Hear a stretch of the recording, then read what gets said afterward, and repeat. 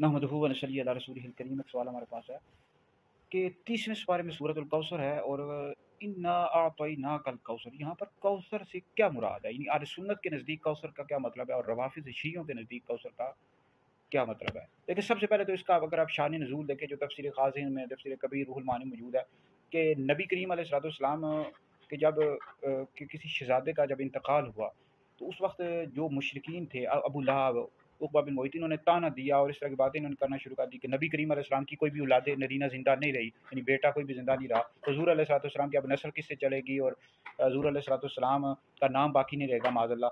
उस वक्त ये आयत नाजिल हुई, इन्ना अतैनाकल कौसर फसल्लि लिरब्बिका वनहर इन्ना शानिअका हुवल अबतर, कि बेशक आपका जो दुश्मन है वो यार खैर से महरूम है।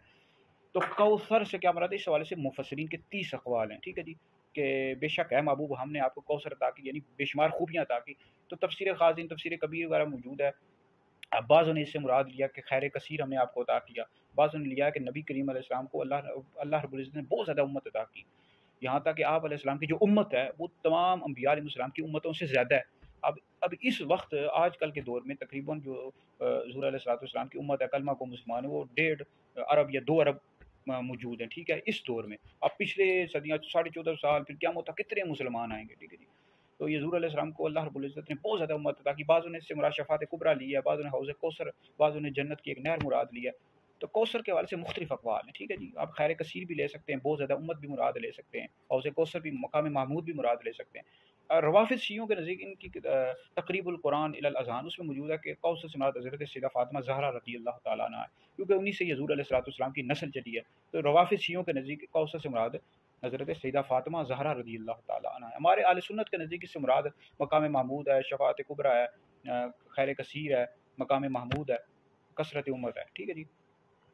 तो बाकी ये है कि नबी करीम अलैहिस्सलाम की जो नस्ल मुबारक है, हज़रत सैयदा फ़ातिमा ज़हरा रज़ियल्लाहु तआला अन्हा से चली और उनकी औलाद से चली, इमाम हसन, इमाम हुसैन रज़ियल्लाहु तआला अन्हुमा से चली, और इन्हीं हज़रात को फिर आगे इनसे जो नस्ल चली, इन्हीं हज़रात को सादात यानी सैयद हज़रात कहा जाता है, ठीक है जी।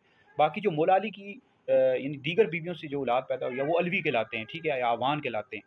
लेकिन जो इमाम हसन, इमाम हुसैन से नस्ल चली है उनको सादात कहा जाता है, ठीक है जी। ये वीडियो सुने, दीगर लोगों तक पहुँचे, आप लोगों के लिए बहुत बड़ा सदका जारी है। तो इन हज़रात को सादात कहा जाता है, सैयद हज़रात कहा जाता है। सादात की बहुत ज़्यादा फ़ज़ीलत है, उनका बहुत ज़्यादा अदब एहतराम है।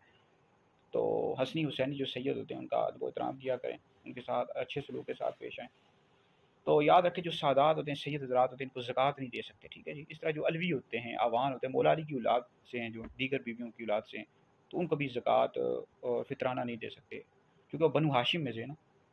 तो बनु हाशिम के 5 ख़ानदान हैं, ठीक है जी। इनको ज़कात और फ़ितराना नहीं दे सकते, इनकी माली तौर पर आप लोग खिदमत करें, ठीक है जी। तो ये वीडियो सुनकर दीगर लोगों तक पहुँचाएँ, आप लोगों के लिए बहुत बड़ा सदका जारिया। तो याद रखें, अगर कोई सैयद है और वो नबी करीम अलैहिस्सलाम के किसी भी सहाबी पर लान-तान करता है, बुरा भला कहता है, तो फिर उसकी हरगिज़ भी ताज़ीम नहीं की जाएगी। अहले सुन्नत का ये अक़ीदा है कि अंबिया अलैहिस्सलाम के बाद सबसे अफ़ज़ल अबू बकर हैं, फिर उमर हैं, फिर उस्मान, फिर अली हैं। जो शख़्स मौला अली को अबू बकर, उमर से अफ़ज़ल बताया, ऐसा शख़्स गुमराह बद्दीन है और अहले सुन्नत से ख़ारिज है। तो सैयद किसी भी सहाबी रसूल के ऊपर अगर लान-तान करता है, उनको बुरा भला कहता है, फिर उसकी हरगिज़ भी इज़्ज़त और ताज़ीम नहीं की जाएगी।